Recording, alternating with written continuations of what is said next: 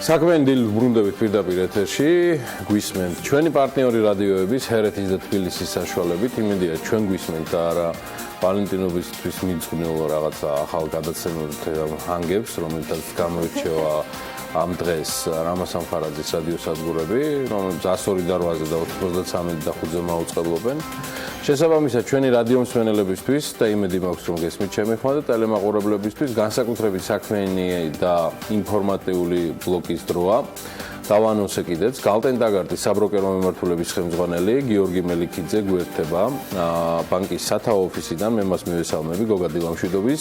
დარწმუნებული ვარ, მორიგი საინტერესო ბლოკი მოგვიგზადე და შესაბამისად, ვიდრე და თუ გავაკეთე საერთოდ რაიმე ტიპის ჩაკითხვა, ველი ჩვენს პრეზენტაციას, საკმაოდ მოკლედ და კომპაქტურს, მე მას გავეცანი გუშინ გვიან ღამით და დარწმუნებული ვარ, სატელევიზიო ვერსიაც არანაკლებ საინტერესო იქნება. მოგესალმები გიორგი კიდევ ერთხელ მივესალმები საქმიანი დილის ტელემაყურებელს, რადიო მსმენელს. გასული კვირა იყო საკმაოდ საინტერესო, იმიტომ რომ კიდევ მორიგის დები დავინახეთ ჩვენ სხვადასხვა ესე ვთქვათ ინდექსებში, მაგრამ მოდი ამერიკით დავიწყოთ. ამერიკის საფონდო ბაზარი კიდევ ერთხელ გაიზარდა და ზოგადად ამერიკულმა სააქციო ინდექსებმა, საფონდო ინდექსებმა თავისი მორიგი ისტორიული მაქსიმუმები აჩვენეს მთელი მათი არსებობის განმავლობაში. წლის დასაწყისიდან დღემდე NASDAQ-ი გაიზარდა ყველაზე კარგად, ალბათ 6.5%-ით, S&P გაიზარდა დაახლოებით 3.5%-ით, Dow Jones ინდექსი გაიზარდა დაახლოებით 2.5%-ით. აქ საუბარია თვენახევრის განმავლობაში ზაზე და ესეთი მნიშვნელოვანი ზრდები საკმაოდ კარგია და აღსანიშნავია როგორც მინიმუმ. გასულ კვირას ესეთი ამ საფონდო ინდექსების ზრდის მნიშვნელოვანი განპირობებელი ინფორმაცია, რაც ზეგავლენა რამაც მოახდინა, იყო ტრამპის განცხადება. ტრამპმა, როგორც ჩვენ ვიცით და ხშირად აღნიშნეთ, რომ ტრამპის საარჩევნო კამპანია და მის მერეც აგებულია ამერიკის ეკონომიკის დერეგულირებაზე, გადაცხადების შემცირებაზე და ასე შემდეგ. გასულ კვირას იგი შეხვდა ერთ-ერთ სხვადასხვა კვირას ხდება სხვადასხვა სექტორების წარმომადგენლებს, გასულ კვირას შეხვდა ავიაციის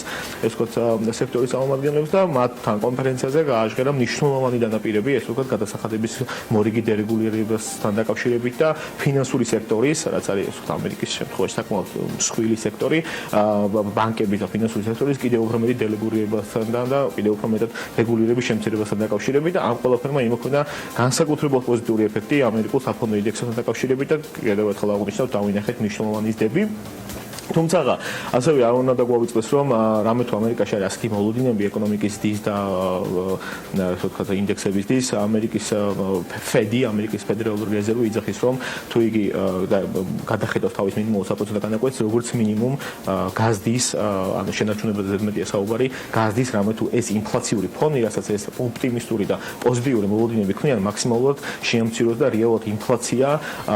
ინფლაცია როგორც ესეთი შეიძლება ითქვა საფრთხე ამერიკის ეკონომიკის 2017 წლის განმავლობაში მაქსიმალურად დააზღვიოს და ამერიკაში არ მივიღოთ 2017 წლის განმავლობაში განსაკუთრებით მეორე ნახევარში განსაკუთრებული ინფლაციური ფონი. გადავალ ევროპაზე, ევროპის ყველაზე მსხვილი ინდექსი არის STOXX 600, STOXX 600 გაიზარდა გასული წლის განმავლობაში ასევე და ზოგადად წლის დასაწყისიდან დღემდე გაიზარდა ახლობით 2%-ით, რაც არ არის ისეთი ზრდა როგორც ამერიკაში, თუმცა საკმაოდ მნიშვნელოვანი ზრდა თვენ ნახევრის განმავლობაში. ძირითადად STOXX 600 რამს გაზარდა არის ევროპაში მსხვილი კომპანიების კარგმა 2016 წლის ფინანსურმა შედეგებმა და ან 2016 წლის მეოთხე კვარტალის ფინანსურმა შედეგებმა. ეს იყო ძირითადი განპირობებელი მაჩვენებელი და ინფორმაცია, თუმცა ასევე უნდა აღვნიშნოთ, რომ მარიო დრაგი, რომელიც ევროპული ცენტრალური ბანკის პრეზიდენტი, მან ბრიუსელში გააკეთა პრესკონფერენცია და აღნიშნა, რომ ტრამპის განცხადებები, რაც მოიცავს ამერიკის ეკონომიკის დერეგულირებას განსაკუთრებით ფინანსური სექტორის მიმართებაში, არის ესე ვთქვათ საფრთხის შემცველი და მან კონკრეტულად აღნიშნა, რომ ეს ამ ესე ვთქვათ ინიციატივას არ მიესალმება როგორც ეგეთი, იმიტომ რომ 2007-2009 წლის ფინანსური კრიზისი სწორედაც ესე ვთქვათ ამერიკის ესე ვთქვათ დერეგულირებულმა ფინანსურმა სექტორმა გამოიწვია და ის იძახის, რომ ჩვენ არ უნდა მივწავიდეთ ისე იმ მიმართულებით, თუმცა აღსანიშნავია, რომ ევროპაში ასევე შენ ხშირად აღნიშნავ ხოლმე და მართლაც ესეა, რომ ევროპაში გვაქვს არჩევნების კალენდარი, ამ წლის განმავლობაში ყოველ თვეს არის გარკვეული არჩევნები, ახლა საფრანგეთის საპრეზიდენტო არჩევნები, სექტემბერში შეცდომით მნიშვნელოვანი ეკონომიკურ შეხვედრა არის გერმანიაში, ასევე არჩევნები. ანუ ეს არჩევნების ფონი გარკვეულ პოლიტიკურ, ესე ვთქვათ, ვოლატილობას იწვევს, თუ შეიძლება ასე ითქვას, თუმცა ევროპის დიდ ეკონომიკებში, საფრანგეთის ეკონომიკაში, გერმანიის ეკონომიკაში საკმაოდ კარგი მაკროეკონომიკური მაჩვენებლები გამოდის. საფრანგეთში საცალო ვაჭრობა გაიზარდა, მაგალითად ბოლო მაჩვენებლები რო ვთქვათ, გერმანიაში წარმადობების, ესე ვთქვათ, ინდუსტრიული მაჩვენებლები საკმაოდ კარგი გამოვიდა, ინდუსტრიული შეკვეთები და წარმადობის კოეფიციენტების. ყოველ შემთხვევაში, ეს ვთქვათ, ევროპაში შეიმჩნევა ეკონომიკური გამოცოცხლება, დრაგიც, ესე ვთქვათ, მარიო დრაგიც ამას გამოეხმაურა, მან თქვა, რომ ამერიკის ესე ვთქვათ, დერეგულირების პოლიტიკას განსაკუთრებით არ მიესალმება, თუმცა ევროპაში ამჩნევს ამ ეკონომიკის გამოცოცხლებას და ამასთან ერთად ასევე იმასაც აღნიშნავს, რომ მიუხედავად ეკონომიკის გამოცოცხლების ევროპაში, იგი მაინც ხედავს მონეტარული პოლიტიკის მიმართულებით გააქტიურებულ მუშაობას, რაც ნიშნავს ესე ვთქვათ, ანუ ევროპის ცენტრალური ბანკი იძახის, რომ მან უნდა გააგრძელოს მონეტარული პოლიტიკა იმ კონტექსტში, რომ გააგრძელოს ესე ვთქვათ, ფინანსური აქტივების, ანუ სახელმწიფო ობლიგაციების უკან შესყიდვა, რამე თუ კერძო სექტორს დაუბრუნოს, ესე ვთქვათ, მისცეს თანხა, რამე თუ მათმა მეტი ინვესტირება განახორციელონ კერძო სექტორში და უფრო მეტი ეკონომიკური ზრდა მოიტანონ საბოლოო ჯამში. ანუ დრაგი იძახის, რომ ამის აუცილებლობას მიუხედავად კარგი ეკონომიკური დინამიკისა, მაინც ხედავს, რომ ეკონომიკას მისცეს მონეტარული, ესე ვთქვათ, სტიმულირება. ერთი ორი წუთი შევეხები საბერძნეთის თემას, ჩვენ ახლა არასოდეს ვისაუბრია, გასულ კვირას მოხდა საბერძნეთის საგარეო ვალის გადახედვა, ევროკავშირის დონეზე ეს ვთქვათ პოზიტიურად დამთავრდა, რაც ნიშნავს იმას, რომ საბერძნეთის ობლიგაციების ფასი შედარებით გამოსწორდა და ოპტიმისტური ეს ვთქვათ ტენდენცია დავინახეთ და საბერძნეთის ესე ვთქვათ უწევს პირველი კვარტალის ბოლოსთვის მის საგარეო ვალის მომსახურება, რაც დაახლოებით $6 მილიარდ შეადგენს და ნუ ფიქრობენ, რომ ეს თანხა ვთქვათ მობილიზება მოხდება ამ თანხის ევროკავშირის მხრიდან და საბერძნეთის მომსახურება ამ საგარეო ვალს, რაც ზოგადად ევროკავშირისთვის საკმაოდ კარგი, ესე ვთქვათ, ამბავია. გადავალ აზიისკენ, იაპონიაზე ვისაუბრებთ და გასული კვირას და განსაკუთრებით საინტერესო იყო იაპონიისთვის, სანამ დეტალებს მოვყვები ვიტყვი ინდექსებზე, წლის დასაწყისთან დღემდე იაპონიის ძირითადი ინდექსები და ძირითადად ჩვენ უყურებთ ხოლმე 3 ინდექსს, რაც არის Nikkei Topix მსხვილი ინდექსების ინდექსი, Topix მსხვილი ინდექსების ინდექსი, მსხვილი კომპანიების ინდექსი, Nikkei 225 გაიზარდა დაახლოებით 1.4%-ით, რაც საკმაოდ კარგია, ასევე თვენახევრის პერსპექტივაში თუ ვიმჯერებთ, Topix მსხვილი კომპანიების ინდექსი გაიზარდა 1.8%-ით და Topix მსხვილი კომპანიების ინდექსი გაიზარდა 2%-მდე. ზოგადად იენა გამყარდა დოლართან 3%-ით წლის დასაწყისთან დღემდე, რაც ასევე კარგია, იმიტომ რომ გასული წლის განმავლობაში იგი სუსტდებოდა დოლართან მიმართებაში. იცით რომ იაპონიის პრემიერ-მინისტრი ეწვია ტრამპს, მათმა ეს ვთქვათ შაბათ-კვირა ერთად გაატარეს და ზოგადად უნდა აღვნიშნოთ, რომ იაპონიისთვის ამერიკა არის ნომერ 1 სავაჭრო პარტნიორი. იაპონია და ჩინეთი არიან ამერიკის ეკონომიკაში ნომერ პირველი და მეორე ექსპორტიორი ქვეყნები. იაპონია ასევე არის ამერიკის სახელმწიფო ვალდებულებების ნომერ 1 ქვეყანა, ვისაც უკავია ამერიკის სახელმწიფო ვალდებულებები, ასე რომ იაპონიას და ამერიკას შორის საკმაოდ ერთი ღრმა და მრავალმომცველი სავაჭრო ურთიერთობებია და მაკროეკონომისტები იძახიან, რომ იაპონიის პრემიერ-მინისტრის და ტრამპის შეხვედრის შედეგები იქნება მნიშვნელოვანი გამსაზღვრელი 2017 წლის განმავლობაში და მომავალში, ესე ვთქვათ, ამ სავაჭრო ურთიერთობების და ვნახოთ ეს რა შედეგები გამოიწვევს ეს მათი შეხვედრა, იმიტომ რომ ეკონომისტები და ფინანსისტები ველოდებიან, რომ საკმაოდ კარგად ჩაიერა, თუმცა ვნახოთ რა შედეგები იქნება. ასე უნდა აღვნიშნოთ, რომ იაპონია არის მნიშვნელოვანი იმპორტიორი ნავთობის და გაზის ამერიკიდან. ჩინეთზე ჩვენ ბოლო მიმოხილვები ვისაუბრეთ და ახლა შევეხები, იმიტომ რომ ჩინეთში ეს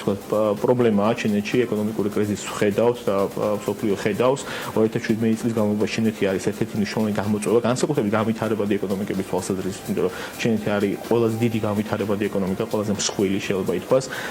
ბოლო თვეების განმავლობაში ჩინეთში ვიცით, საკმაოდ შემცირებული ეკონომიკური მაჩვენებელი გამოვიდა, თუმცა ისაც უნდა აღნიშნოთ, რომ ჩინეთი რეალურად გამოვიყენებ ამ ტერმინს წვავს თავის საგარეო სავალუტო რეზერვებს, მან დაახლოებით ბოლო თვეების განმავლობაში 12.3 მილიარდი რეზერვი დაწვა და ჩამოვიდა 3 ტრილიონზე, როცა ეს მაჩვენებელი 2014 წლის განმავლობაში იყო 4 ტრილიონი და ეს რაღაც ეს კრიტიკული ზღვარია, შეიძლება ითქვას ჩინეთის ეკონომიკისთვის. ზოგადად ჩინეთის ადგილობრივი ვალუტა შემცირდა დოლართან 6.6% 2016 წლის განმავლობაში, ცოტა გამყარდა 2015-17 წლის განმავლობაში 1%, თუმცა ზოგადად შემცირების ტენდენცია გამოირჩევა. ჩინეთში ჩვენ ხედავთ, რომ ის ინვესტორები, განსაკუთრებით პორტფოლიური ინვესტორები, ფინანსური ინვესტორები თანხების კაპიტალის გადინებას ეწევიან, ხედავთ მნიშვნელოვან კაპიტალის გადინებას დაახლოებით 700 მილიარდამდე გავიდა ჩინეთიდან, რაც ზოგადად განვითარებად ეკონომიკებს საკმაოდ ცუდ განვითარებად ეკონომიკის ინდექსებზე ცუდად აისახება, იმიტომ რომ ჩინეთი კიდევ ერთხელ აღნიშნავ მთავარი და ყველაზე მსხვილი განვითარებადი ეკონომიკაა მსოფლიოში, ბრაზილიასთან, რუსეთთან და ინდოეთთან ერთად. ასე რომ ნახოთ, ვაკონტროლებთ ჩვენ ჩინეთს უყურებთ და კიდევ ერთხელ ვთქვი, რომ ჩინეთის ესე ვთქვათ საგარეო ვალუტაში გამოხატული რეზერვები ცუდ მდგომარეობაშია, ეკონომიკა მცირდება, ეკონომიკა ითხოვს რეფორმიზაციას და ნახოთ რა განვითარება მოყვება, ინვესტორები გადიან, კაპიტალის გადინება ხდება.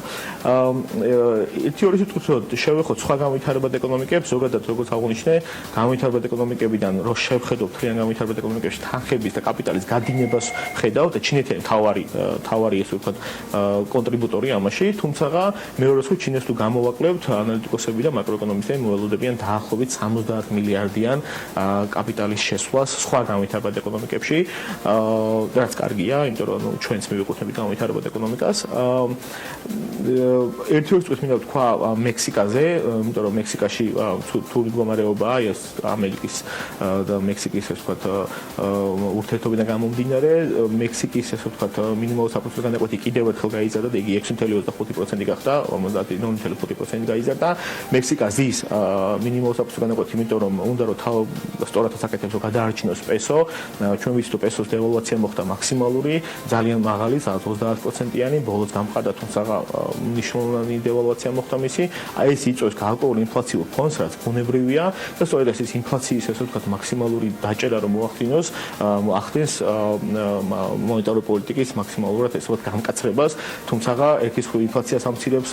ეკონომიკაში პესოს დევალვაციის გამო, მეორე მხრივ ეკონომიკის დასაც აფერხებს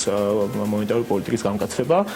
და ასევე ერთი მხრივ შევეხები ინდოეთს, ამით ესეც საკმაოდ მსხვილი განვითარებადი ეკონომიკაა, ინდოეთში მოხდა დემონეტარიზაცია, რაც ჩვენ წინა მიმოხილვებში ვისაუბრეთ, აქედან გამომდინარე, ყველა მთელი მაკროეკონომისტების და საინვესტიციო საზოგადოებაც ელოდებოდა, რომ ინდოეთის მთავრობა ესე ვთქვათ თავიანთ მინიმალურ საპროცენტო განაკვეთს გაზდიდნენ, იმიტომ რომ დემონეტარიზაცია მოახდინა ეკონომიკის მნიშვნელოვანი შემცირება, თუმცა ინდოეთმა ეს არ გაზარდა, დატოვა უცვლელი და ეს რეალურად იმ